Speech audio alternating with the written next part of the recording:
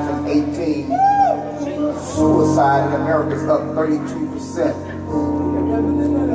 But when you're into the house of the Lord, you're able to receive and let go. I pray you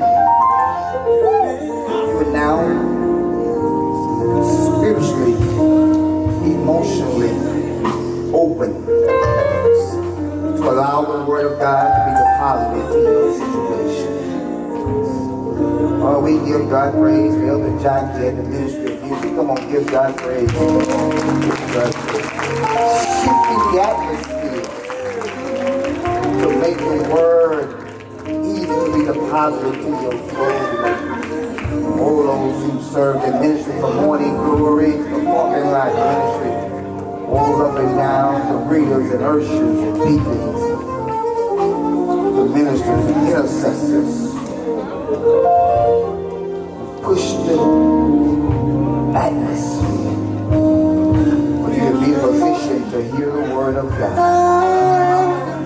I'm going to ask you if you would, those who are intrigued to social ministry, if you would go and join us in social ministry and share this morning's message with someone. Let's reach the masses. Those who may unfortunately miss church this morning, go on your social media page and share the gospel. Encourage them to be in church next Sunday and encourage them to get this word. While you're standing, turn your Bibles to 2 Corinthians chapter 5, verse number 7. While you're standing, turn your Bibles to 2 Corinthians chapter 5, verse number 7. We're now in part 2 of Resuscitate Your Life. It's time to put your life back together. It's time to put your life back together. Too many broken dreams, hopes, and aspirations. Too many people with so much potential living beneath their potential.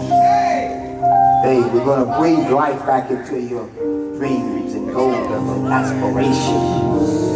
Resuscitate your life. It's time to put your life back together again. Join me now in 2 Corinthians chapter 5, verse number 7. I want to insert this before we go into the main text.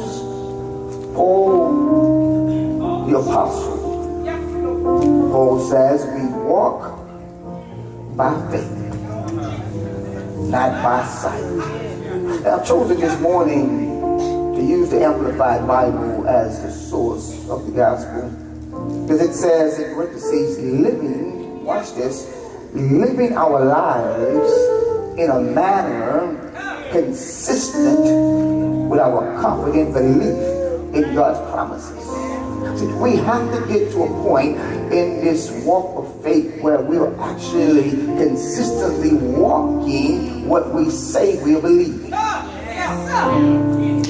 me say that maybe on this side. We have to get to a point where what we are walking and believing is on the same page. Too often we are declaring one thing but walking through another thing. But Paul says we walk by faith, not by sight. The sight will sometimes confuse me. And while you're standing, you can turn your Bibles now to John chapter 11. That we understand that we're going to be resuscitated. It must be a faith journey and not a sight journey. All right. Because sometimes if you walk down the hospital hallways, what you see will trick you and fool you. And sometimes a patient will be hooked to so many tubes, and it looks so hopeless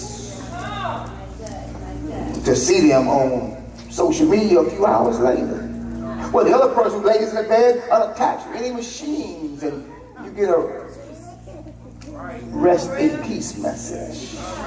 My sight can sometimes be conflicting to my reality.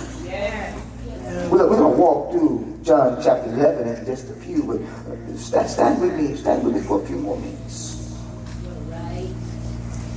This word resuscitate, for those who may not be familiar with, is a verb. It means to revive. Yes, sir. To revive someone from unconsciousness. Or watch this. I skipped over this the first few times I was putting this definition in my spirit for unconsciousness or apparent death. You missed it too. Apparent death. See, I just assumed it was bringing someone back from death, but it says apparent death, unconsciousness. So out of curiosity, I want to see what does Webster call apparent. Yeah. Is it adjective? Meaning seeming, watch this thing, seeming real. That's why I can't walk by sight, because what seems real will sometimes not be real. It seems like it's over, but it's not. It seems like it's hopeless, but it's not. It seems like it's dead, but it's not. This word apparent means seeming real or true, but not necessarily so. Not necessarily so. So I choose to believe the part that's not necessarily so. What looks dead is really alive. God is just working some things out. All right. Yeah, all right. Get ready to jump into the text. John chapter 11. John chapter 11. You should be at verse 1 by now.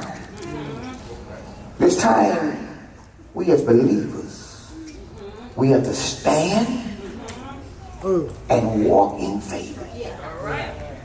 Stand and walk boldly in faith.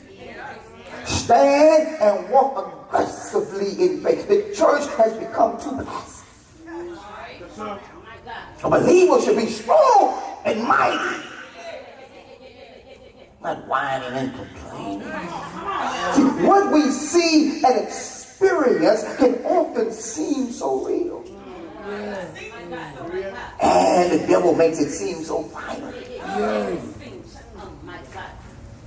We must focus on the reality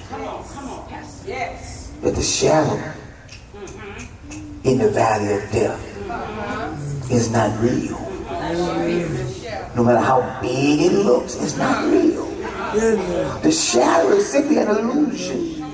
And the devil is trying to play tricks with you. There's a shadow right there. There's a shadow as we speak. There's a shadow, and the shadow has the audacity to fan itself like it has real life. But it's not real. So many doors you open, so many ways you make, so many times